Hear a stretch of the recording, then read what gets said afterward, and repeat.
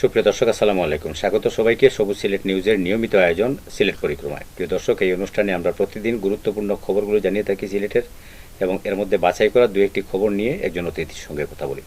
আজও আমাদের স্টুডিওতে একজন অতিথি আছেন, যিনি সিলেটে দীর্ঘদিন ধরে সাংবাদিকতা করছেন, জ্যেষ্ঠ সাংবাদিক, বাংলাদেশ মানবাধিকার বাস্তবায়ন সংস্থা সিলেট জেলা শাখার সাধারণ সম্পাদক কামাল উদ্দিন আহমদ। কামাল ভাই, আমাদের স্টুডিওতে আপনাকে স্বাগত। প্রথম সম্ভবত আপনি আজকে এসেছেন, এই জন্য আপনাকে অভিনন্দন আমাদের পক্ষ থেকে। প্রিয় দর্শক, আজ 4 আগস্ট 2025 সোমবার। সিলেটের পত্রপত্রিকা বা অন্যান্য অনলাইন গণমাধ্যমে যে সকল খবর আছে, এর মধ্যে গুরুত্বপূর্ণ যে খবরগুলো আছে সেগুলো আমরা জানিয়ে দিচ্ছি। প্রথমেই চুনারুঘাটে একজন আওয়ামী লীগ নেতা হাতকড়া অবস্থায় পালিয়ে গেছেন, তার খবরটি সিলেটের সবকটি পত্রিকায় গুরুত্ব পেয়েছে। 16 ঘন্টা পর সিলেট সুনামগঞ্জ সড়কে যে পরিবহন ধর্মঘট ছিল বা কর্মবিরতি ছিল, সেটি প্রত্যাহার করা হয়েছে, এই খবরটি এসেছে। আপনারা জানেন যে চুনারুঘাটের দুজনকে সেনাবাহিনী গ্রেপ্তার করেছে এবং তাদের কাছ থেকে অস্ত্র এবং ইয়াবা উদ্ধার করা হয়েছে, এই খবরটিও সিলেটের পত্রপত্রিকায় এসেছে। র্যাব 21 বছরের সাজাপ্রাপ্ত একজন আসামিকে গ্রেপ্তার করেছে। হবিগঞ্জের শাহজিবাজার বিদ্যুৎ কেন্দ্রে আবারও অগ্নিকাণ্ড ঘটেছে, এই খবরটি এসেছে। প্রিয় দর্শক, ভোটের প্রস্তুতি গ্রহণ শুরু হয়েছে, এটি বলা হয়েছে নির্বাচন কমিশন থেকে, এবং নির্বাচন কমিশনার SM জিলানি সিলেটে এসেছেন এবং তিনি এই বক্তব্য দিয়েছেন। এরকম খবরের পাশাপাশি যে খবরটি সবচেয়ে বেশি আমরা আজ বিভিন্ন পত্রপত্রিকায় দেখতে পাচ্ছি যে আজ 4 আগস্ট এবং এই দিনে সিলেটের গোলাপগঞ্জে 6 জনের প্রাণহানি ঘটেছিল গত বছর। এই বিষয়টি নিয়েও আমরা কথা বলবো, শহীদদেরকে নিয়ে কথা বলবো আমরা আমাদের অতিথির সঙ্গে। নিচ্ছি ছোট্ট একটা বিরতির পর আবারও ফিরবো, তখন আলোচনায় থাকবেন কামাল ভাই। সে পর্যন্ত আমাদের সঙ্গেই থাকবেন।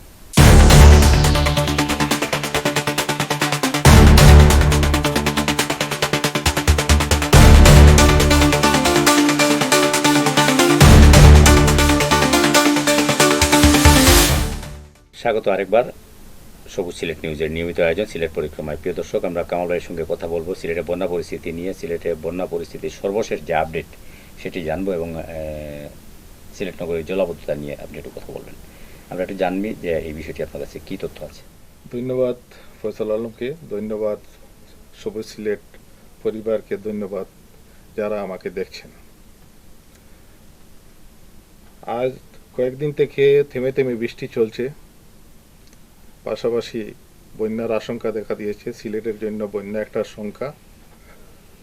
নিম্নাঞ্চল প্লাবিত হতে চলেছে, পাহাড়ি ঢল নামতে শুরু করেছে। সীমান্ত এলাকা গোয়েনঘাট, কোম্পানিগঞ্জ, ওইদিকে বন্যা আশঙ্কা দেখা দিয়েছে। সে থেকে আমরা সতর্কতার জন্য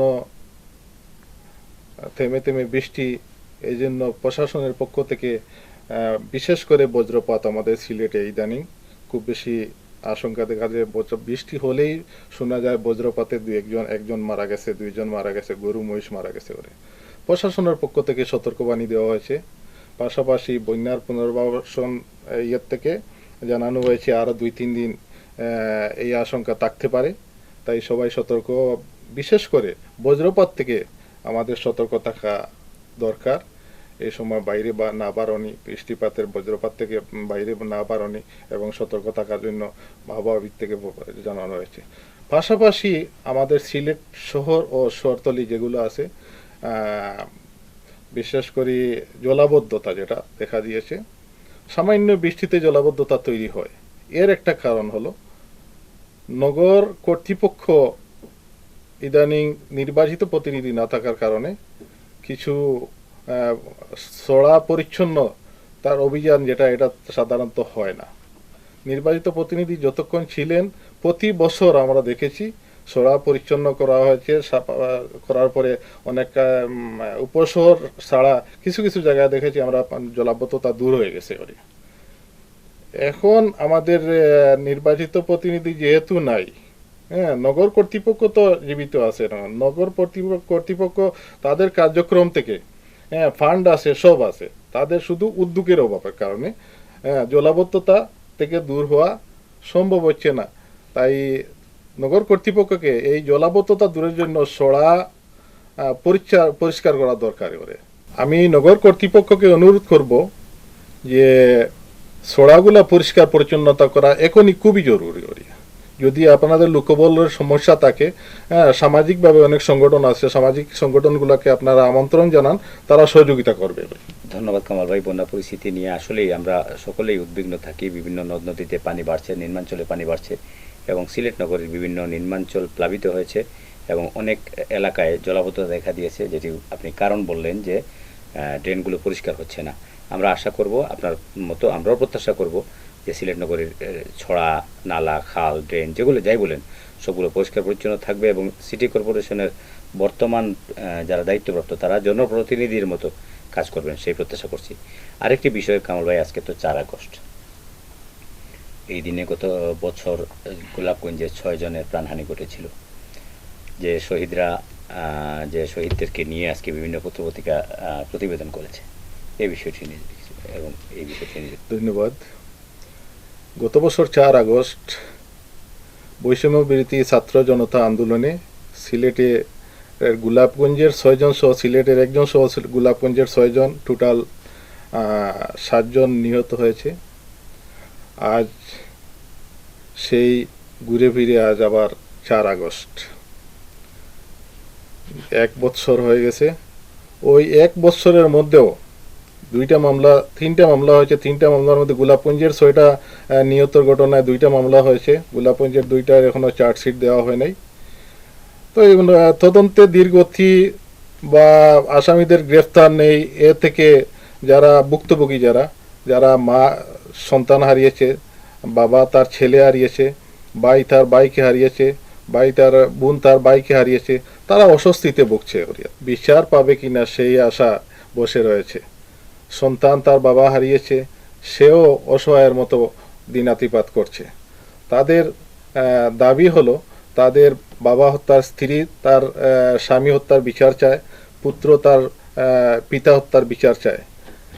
ইদানিং গত 1 বছরে প্রসিকিউশন থেকে একবার পরিদর্শন করা হয়েছে, কিন্তু মামলার চার্জশিট পর্যন্ত এখনো অনেক অপেক্ষা করতে হবে মনে হয়। আমার যতটুকু দাবি হলো যে দ্রুত এইসব মামলা, যেহেতু সেন্সিটিভ মামলা, এই মামলাগুলা দ্রুত নিষ্পত্তির লক্ষ্যে দ্রুত তদন্ত সাপেক্ষে এটার চার্জশিট দিয়ে দিলে ওরা হয়তো সুষ্ঠু বিচার পাবে। সেই বিচার বিলম্বিত করা মানে আলামতগুলা নষ্ট হয়ে যাওয়া। তো সবার দাবি হলো গিয়া যে গোলাপগঞ্জের ওই 6 মার্ডার, যত ওই বৈষম্য বিরোধী আন্দোলনে যত মার্ডার হয়েছে, খুন হয়েছে, সবার বিচার দ্রুত সময়ের ভিত্তিতে করা দরকার। সব হত্যাকাণ্ডের বিচার হবে এবং পরিবারগুলো তাদের ন্যায় বিচার পাবে, সুষ্ঠু তদন্ত হবে, এই প্রত্যাশা রেখে আজকের আয়োজন এখানেই শেষ করছি। আপনাকে অসংখ্য ধন্যবাদ আমাদের স্টুডিওতে সময় দেওয়ার জন্য। প্রিয় দর্শক, আগামীকাল একই সময়ে একই অনুষ্ঠানে সবুজ সিলেট নিউজের সিলেট পরিক্রমায় হাজির হব সেই প্রত্যাশায়। ভালো থাকুন, সুস্থ থাকুন, নিরাপদে থাকুন। আল্লাহ হাফেজ।